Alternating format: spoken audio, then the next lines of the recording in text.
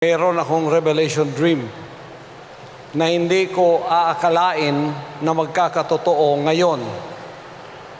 Na bilang mayor, tatakbo siya at isasama sa hanay ng presidentiable. Ang pinakahihintay natin na magsalita to greet the kingdom nation and all congregations all over the world. Isa lang masasabi ko, before I came, I've been in the US and Canada for 4 months. I've traveled extensively meeting the Filipino communities. Hindi naman sa pagpapatabi sa iba, pero I'm not biased in a sense na dinagdagan ko istorya, hindi.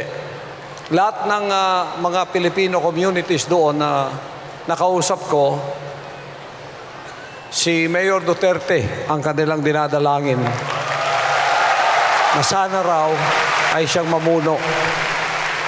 So, ngayon, bibigyan natin siya ng pagkakataon. We are live all over the world. And they've been waiting for this. Mayor, kahit na late ka, purihin pa rin ang Ama sapagkat nandirito ka, lalo kaya't ang bumabata. 4 months tayong hindi nagkita.